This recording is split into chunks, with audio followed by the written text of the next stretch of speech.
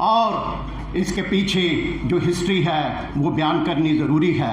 वो क्यों बयान करनी ज़रूरी है कि वो नौजवान जो आज से 17 साल पहले यहाँ नहीं थे, उन्हें ये पता होना चाहिए कि उनके असलाफ ने क्या कुर्बानी दी है उनके प्रोफेशन को बचाने के लिए और उनके फ्यूचर को बचाने के लिए, उस फ्यूचर को बचाने के लिए जिनका उनने उस वक्त ख्वाब देखा था।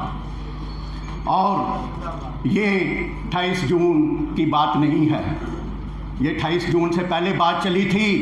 ये जुलाई 2003 की बात है जब इस मुअज़्ज़ज़ ऐवान ने एक रेक्विजिशन पास की थी। किसके खिलाफ? उस बंदे के खिलाफ, उस डीपीओ के खिलाफ जो एक हुक्मरान खानदान का परवरदा नहीं था, बल्कि उनकी तरफ से एक्स्ट्रा जुडिशल किलिंग के ऊपर, एक्स्ट्रा जुडिशल किलिंग का वो उनकी तरफ से डिप्यूट किया हुआ था। He was deputed for extrajudicial killing। और एक्स्ट्रा जुडिशल किलिंग वो किन की कर रहा था? क्या जराइम पेशा लोगों की? नहीं, जराइम पेशा लोगों की वो लोग भी सरपरस्ती कर रहे थे जो उसके सरपरस्त थे, और वो चौधरी बरादरान है। मैं वाज़ेह तौर पे कह देना चाहता हूँ, किसी को इबाम नहीं होना चाहिए और कोई ये मत सोचे कि उसका तल्लक चौधरी बरादरान से है और ये बाहर भूल गई है उनके जुल्म को। और ये भी मत सोचे कोई कि ये ईवान कभी क़यामत तक उनको माफ करेगा। माफी के लफ्ज को आप भूल जाएं।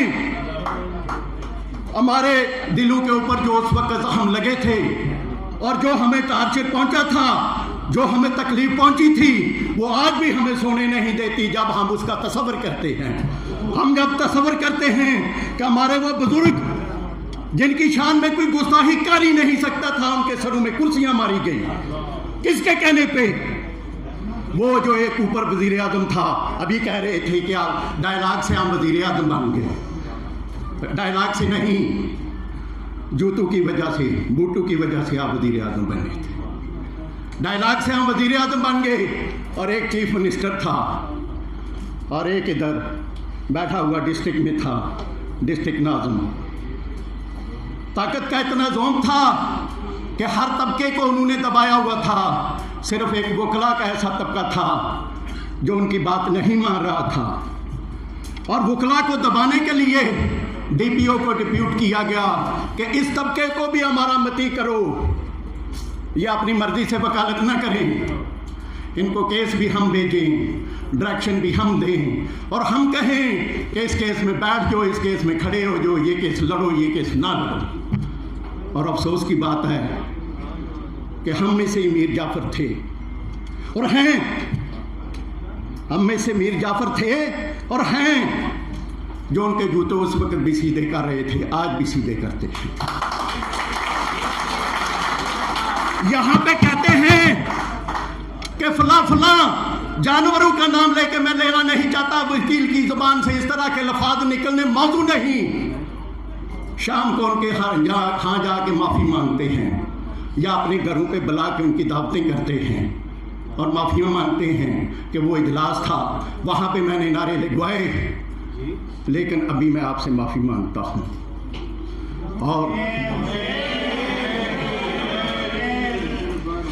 और मैं थोड़ी सी हिस्ट्री बयान करता चलूँ कि ये जुलाई 2003 में रेक्विजिशन पास हुई कि ये जो एक्स्ट्रा जुडिशल किलिंग का बादशाह है, he should be transferred from here.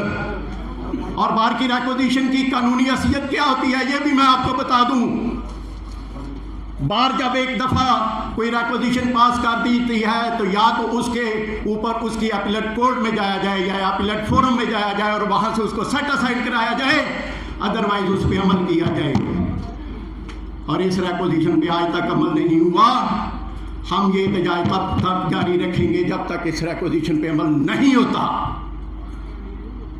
चाहे अलामती अमल क्यों ना हो, लेकिन ये रेक्विजिशन पे अमल होना होगा। तभी हम एहतजाज इसलिए जारी रखेंगे और यौम सियाह इसलिए मनाते रहेंगे कि अपनी आने वाली नस्लों को आगाह करते रहें कि हमने कौन सा जुल्म बर्दाश्त किया हुआ है, हमने कौन सा मेंटल टार्चर बर्दाश्त किया हुआ है।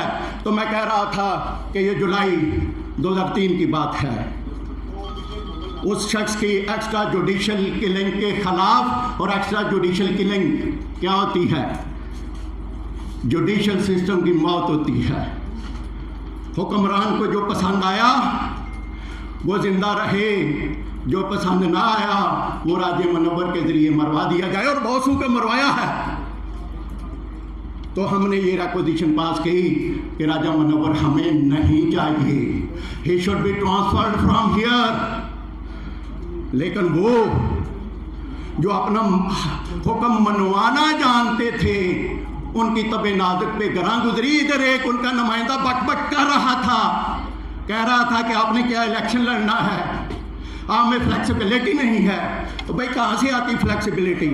आप हमारी रिक्वेजिशन को मानने को तैयार नहीं थे। तो जब हमारी रिक्वेजिशन पे अमल ना हुआ तो हमने मुसलसल हड़ताल शुरू कर दी। और आफरीन हूँ इस बार पे, आफरीन हूँ उस वक़्त के वकला पे जो जिनमें से कुछ तो अभी गरी करामत हो चुके हैं। 90 दिन की मुसलसल हड़ताल में किसी एक वकील ने ये नहीं कहा कि मेरा चूल्हा बंद हो गया है।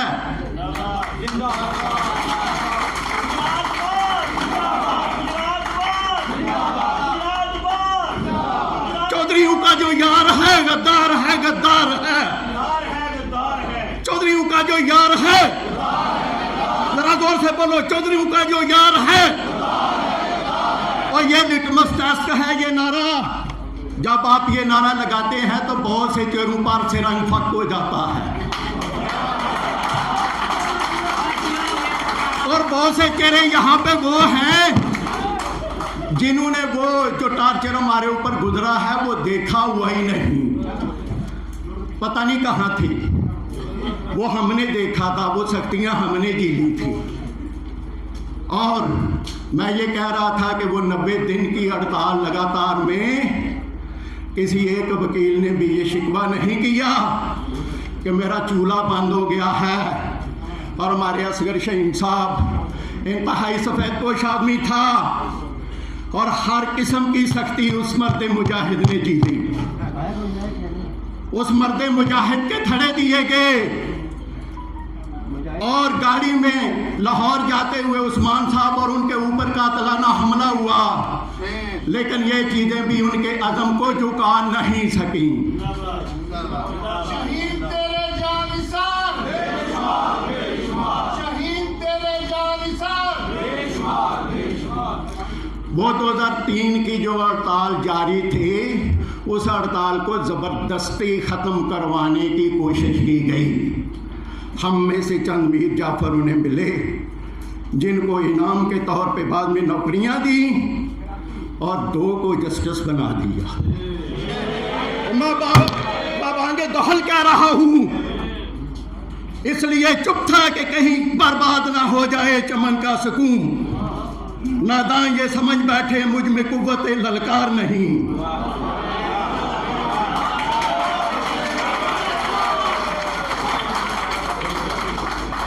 और उस वक्त भी मुनाफिकत की सियासत चल रही थी, और चंद मुनाफिक उनके साथ थे। उन मुनाफिकों ने फिर हड़ताल तोड़ी और ढोल की थाप पे तोड़ी। और ढोल की थाप पे रक्स कौन करता है? जो बेज़मीर होता है।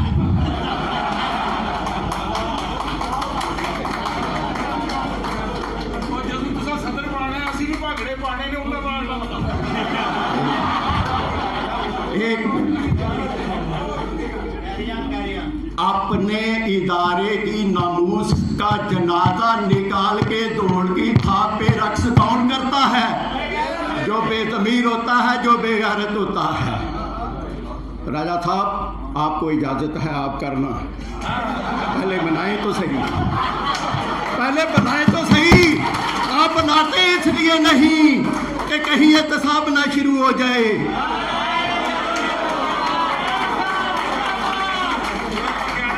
और उसी एहतसाब में बहुत से शरीफों के, बहुत से पर्दा नशीनों के नाम आएंगे। बहुत से ऐसे सियासतदानों के नाम आएंगे जिनके चेहरों पे कुछ और है, उनके अंदर कुछ और है। ये बात ऐसी ज़िमनी निकल पड़ी तो वो उन्होंने ढोल की थाप पे रक्स करते हुए हड़ताल को तोड़ दिया।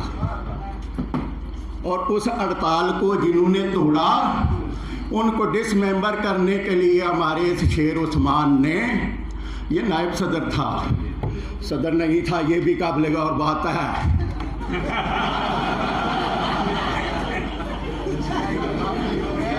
इजलास सदर ने बुलाना था, बुलाया नायब सदर ने,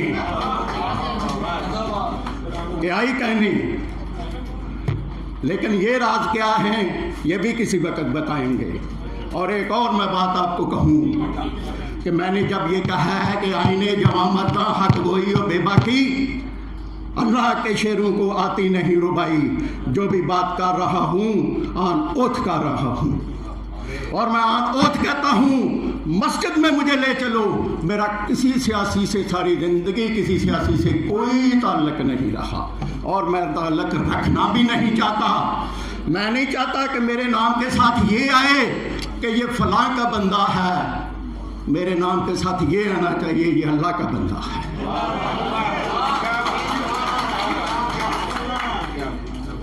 तो उन्होंने जब हड़ताल तोड़ी तो हमने इजलास बुलाया उनको डिसमेंबर करने के लिए और उन्होंने हमें ये तोहफा दिया। और यहाँ तक बात नहीं थी, अभी एक गुल साहब ने बात की है, आपने शायद गौर किया है या नहीं। तय ये था कि वकीलों में से कुछ को मर्डर किया जाए और इनके पर्चे भी इन्हीं पे दिए जाए, इनके कपड़े फाड़ के इन्हें मारा जाए, नंगा किया जाए। ये तो उस ज़ात ने हमारी इज्जत बचा ली कि हमने, हमारे बड़ों ने या बुजुर्गों ने अपने सरों पे कुर्सियां खा ली, अपना खून बहा लिया, लेकिन इस बार की नमूस को फर्दर पामाल होने से बचा लिया। चौधरीयों का जो यार है, और जोर से बोलो यार, चौधरीयों का जो यार है, चौधरीयों का जो यार है। और वो बंदे मत भूलें जिन्हें